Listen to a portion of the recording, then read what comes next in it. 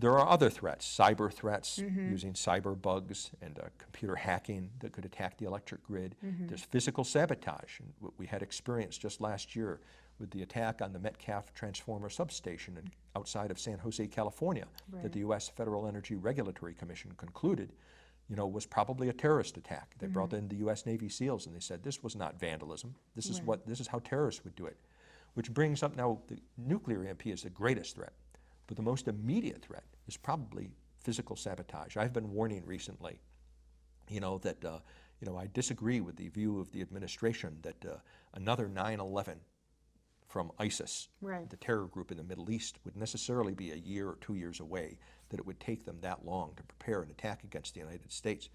The president often boasts how he has a phone and a pen. Okay, well, ISIS has got a phone and a pen too. They sure do. They've got a phone and a pen too. They do. All they have to do is call the Knights Templars down in Mexico, who last year did a blackout. This terrorist drug cartel blacked out part of the Mexican electric grid. They did it so they could put nearly half a million people into the dark, so they could go into the towns and villages and execute leaders, publicly execute them, who were opposed to the drug trade.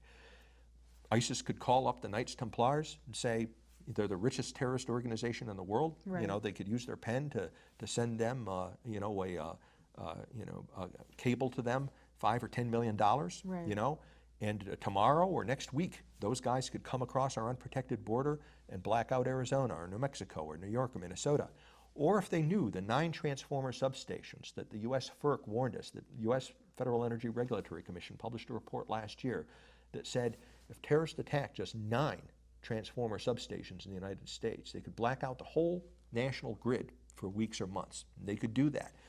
And so we could have a catastrophic scenario in the near term. And 9/11 is fast approaching. And I don't think, excuse me for interrupting you, but I don't think that we really understand the impact of that, because we're so used to, okay, the power went out, it's okay, we'll just give it 15 minutes and the power stations will turn our lights back on and our phones will work and everything, but they don't really understand that your phone will be just an inanimate object. It won't do anything. It'll just be a brick of a phone, and your lights won't turn on. And if you can't go out and hunt, or if you can't go fish, or you can't have access to direct forms of water or anything like that, you're on your own. So the whole realm of prepping comes into mind, and I know that we were talking about that earlier.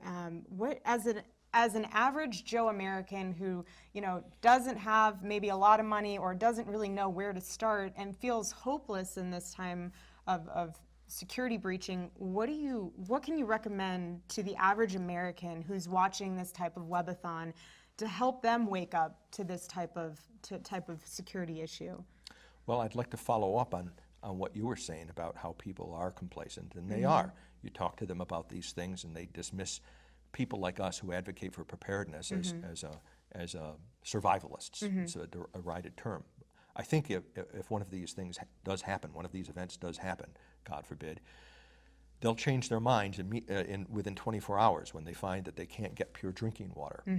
Or if they're a little tougher than that, within 72 hours when the food runs out at the local grocery stores. Usually, I think the rule of thumb is that when people miss their third meal, that's when society starts falling apart. Right.